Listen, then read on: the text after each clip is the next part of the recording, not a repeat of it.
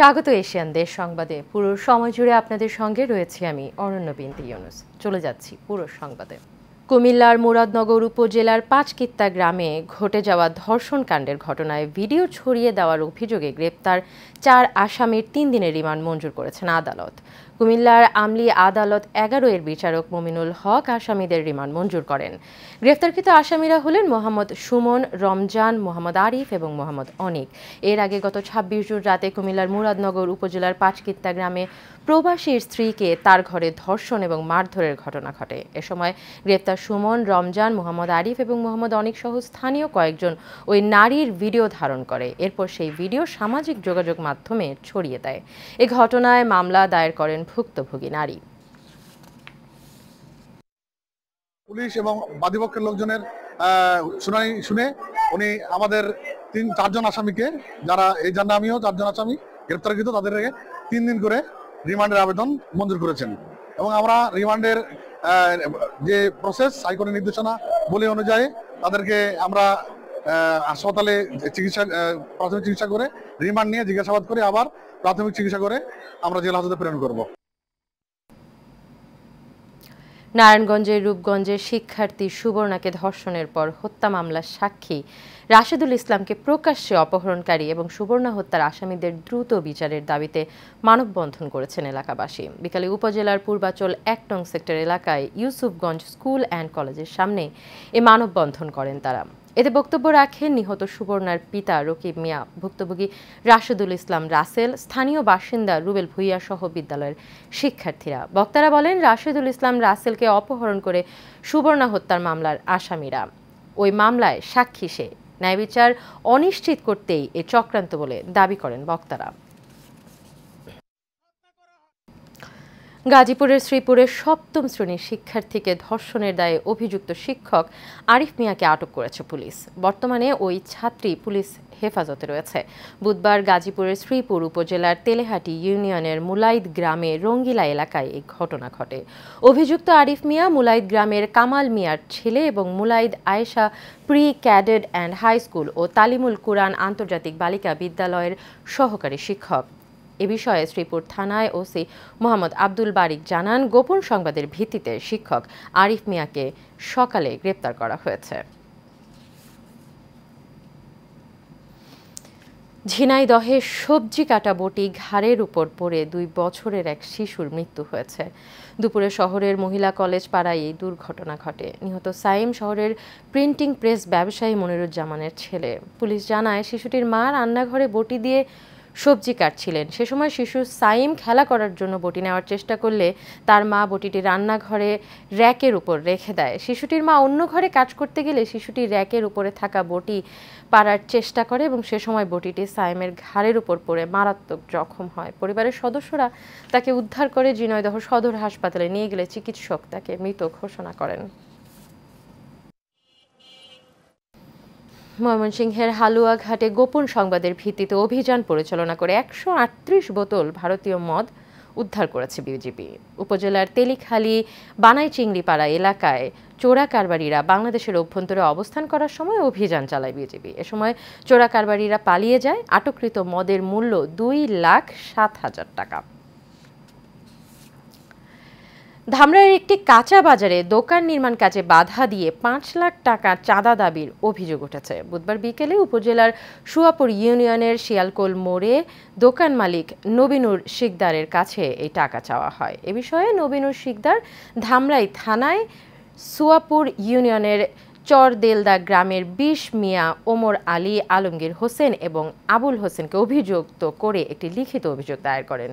তবে চাঁদা দাবির বিষয়টি অস্বীকার করেছে অভিযুক্তরা এবং তারা বলেন, যেখানে নবীনুরের দোকান নির্মাণ করেছে ওই জায়গায় তাদের জমি আছে।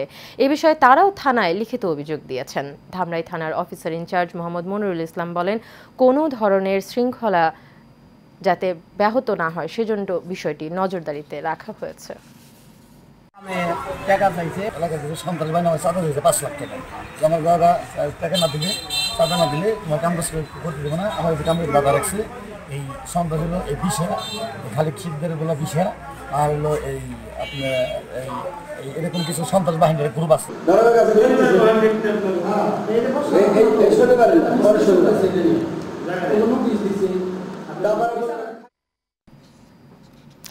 সাবেক সংসদ সদস্য শাহজাহান হাওলাদার সুজনকে যেভাবে হত্যা করা হয়েছে তা কোনোভাবেই মেনে নেওয়া যায় না। যারা এই হত্যাকাণ্ডের সাথে জড়িত তাদেরকে আইনের আওতায় এনে উপযুক্ত বিচার নিশ্চিত করা হবে বলে জানিয়েছেন বিএনপির কেন্দ্রীয় নির্বাহী কমিটির সদস্য ও বিশিষ্ট আইনজীবী অ্যাডভোকেট রফিক শিকদার।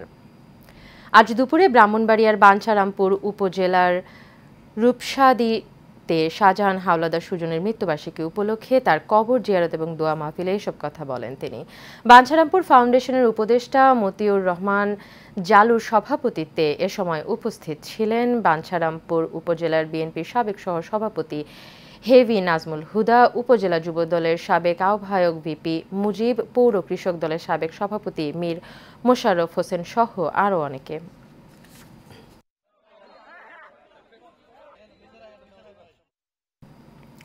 টাঙ্গাইলের মির্জাপুর উপজেলার বহুরিয়া ইউনিয়ন বিএনপি এবং অঙ্গ এবং সহযোগী সংগঠনের যৌথ উদ্যোগে সাধারণ সভা অনুষ্ঠিত হয়েছে।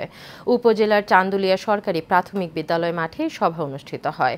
বহুরিয়া ইউনিয়ন বিএনপির সভাপতি আলহাজ হুসাইনের সভাপতিত্বে এবং সাধারণ সম্পাদক শফিকুল ইসলাম ডিগ্রি সঞ্চালনায় এতে প্রধান অতিথি ছিলেন বিএনপির জাতীয় নির্বাহী কমিটির শিশু বিষয়ক সম্পাদক আবুল কালাম আজাদ সিদ্দিকী।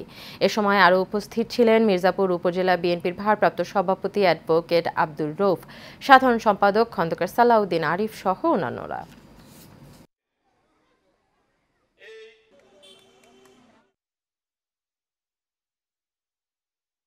শিক্ষার্থীদের লেখাপড়ার উন্নয়নে কুষ্টিয়ার খোকসায় অভিভাবক সমাবেশ এবং সম্মাননা স্মারক প্রদান করা হয়েছে। উপজেলার বিজলানি গ্লোরিয়াস কিন্ডারগার্টেন স্কুলের আয়োজনে এই অভিভাবক সমাবেশ হয়। অনুষ্ঠানে এশিয়ান টেলিভিশনের প্রতিনিধি পুলক সরকারের সঞ্চালনায় প্রধান অতিথি ছিলেন অতিরিক্ত চিফ জুডিশিয়াল ম্যাজিস্ট্রেট বৈজয়ন্ত বিশ্বাস ভিক্টর। স্কুলের অধ্যক্ষ মোহাম্মদ বদরুজ্জামান দুর্জয়ের সভাপতিত্বে বিশেষ অতিথি ছিলেন বিশিষ্ট শিল্পপতি এবং সমাজসেবক আলহাজ আনোয়ার খান। লোটাস হাসপাতাল এবং ডায়াগনস্টিক সেন্টারের ব্যবস্থাপনা পরিচালক বিশ্বজিৎ বিশ্বাস সহ শিক্ষার্থী, অভিভাবক এবং সুশীল সমাজের ব্যক্তিবর্গ।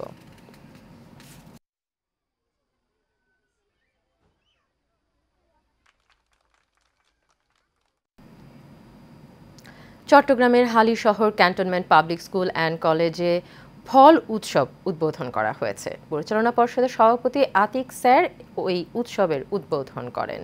প্রতিষ্ঠানের অধ্যক্ষ লেফটেন্যান্ট কর্নেল মোহাম্মদ গোলাম মোর্শেদ, উপাধ্যক্ষ সাইফুল ইসলাম, সহকারী প্রধান শিক্ষক ডালিয়া বড়ুয়া সহ এ সময় শিক্ষার্থী এবং অভিভাবকরা উপস্থিত ছিলেন। শিক্ষার্থীদের মৌসুমি ফলের সাথে পরিচিত করানো এবং ফলের গুণাগুণ সম্পর্কে ধারণা দেওয়ার লক্ষ্যে এ ধরনের আয়োজন বলে জানান আয়োজকরা।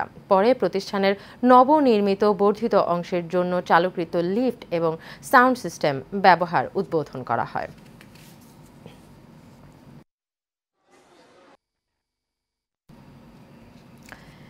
টাঙ্গাইলে বিএনপির কেন্দ্রীয় নির্বাহী কমিটির প্রচার সম্পাদক সুলতান সালাউদ্দিন টুকুর পক্ষে বিনামূল্যে গাছের চারা বিতরণ করা হয়েছে। বিএনপির ভারপ্রাপ্ত চেয়ারম্যান তারেক রহমানের নির্দেশনায় সদর উপজেলার কাকুয়া ইউনিয়নের ওমরপুর সরকারি প্রাথমিক বিদ্যালয় এবং দেলধা সরকারি প্রাথমিক বিদ্যালয় মাঠ প্রাঙ্গণে এই বৃক্ষরোপণ কর্মসূচি পালন করা হয়। এ সময় প্রধান অতিথি হিসেবে উপস্থিত ছিলেন জেলা মহিলা দলের সাবেক সাধারণ সম্পাদক অ্যাডভোকেট মমতাজ করিম।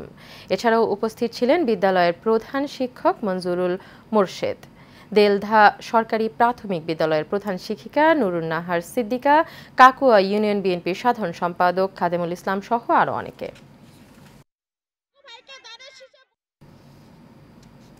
টাঙ্গাইলে ছাত্রছাত্রী এবং শিক্ষকদের মাঝে প্রায় ৫ শতাধিক ফলজ এবং বনজ গাছের চারা বিতরণ এবং বৃক্ষরোপণ করা হয়েছে। বিএনপির ভারপ্রাপ্ত চেয়ারম্যান তারেক রহমানের নির্দেশে ও টাঙ্গাইল সদর ৫ আসন থেকে মনোনয়ন প্রত্যাশী বিএনপির কেন্দ্রীয় নির্বাহী কমিটির প্রচার সম্পাদক সুলতান সালাউদ্দিন টুকুর পক্ষ থেকে এই উদ্যোগ নেওয়া হয়। এ সময় প্রধান অতিথি হিসেবে উপস্থিত ছিলেন টাঙ্গাইল জেলা বিএনপির সাবেক সাংগঠনিক সম্পাদক মোহাম্মদ শফিকুল ইসলাম খান শফিক। আরও উপস্থিত ছিলেন ইউনিয়ন বিএনপির সভাপতি সৈয়দ শাহিন, টাঙ্গাইল জেলা জিয়া মঞ্চের সভাপতি মোহাম্মদ জাহিদুর রহমান জাহিদ সহ অন্যান্যরা। নওগাঁয় মান্দা উপজেলা কৃষক দলের উদ্যোগে মাসব্যাপী বৃক্ষরোপণ কর্মসূচির উদ্বোধন করা হয়েছে।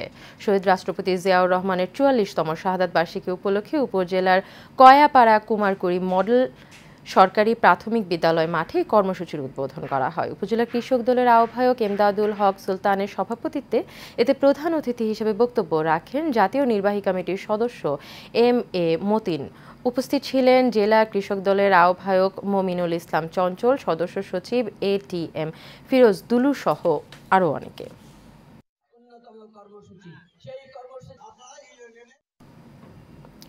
নারায়ণগঞ্জ হবে সবুজে ঘেরা। প্রাচ্যের ড্যান্ডিখ্যাত বিশ্ব সেরা এই প্রতিপাদ্যকে ধারণ করে বন্দর উপজেলায় অনুষ্ঠিত হয়েছে ব্যতিক্রমধর্মী পরিচিতিশীল আয়োজন। গ্রিনল্যান্ড স্কিন নারায়ণগঞ্জ কর্মসূচির আওতায় বন্দর উপজেলা বিনামূল্যে 15,000 বৃক্ষরোপণ করে বুধবার এই কর্মসূচিতে প্রধান অতিথি হিসেবে উপস্থিত ছিলেন নারায়ণগঞ্জ জেলা প্রশাসক মোহাম্মদ জাহিদুল ইসলাম মিয়া। এতে সভাপতিত্ব করেন বন্দর উপজেলার নির্বাহী অফিসার মোস্তাফিজুর রহমান। বিশেষ অতিথি ছিলেন সহকারী কমিশনার ভূমি রহিমা আক্তার ইতিসহ আরও অনেকে।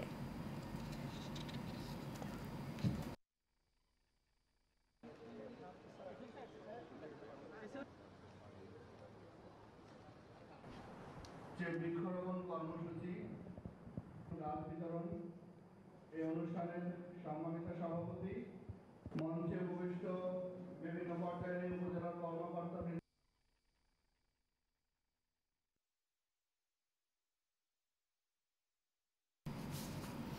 শেষ করব এশিয়ান দেশ সংবাদ। পরবর্তী সংবাদ দেখার আমন্ত্রণ রইল। এতক্ষণ সাথে থাকার জন্য সবাইকে ধন্যবাদ।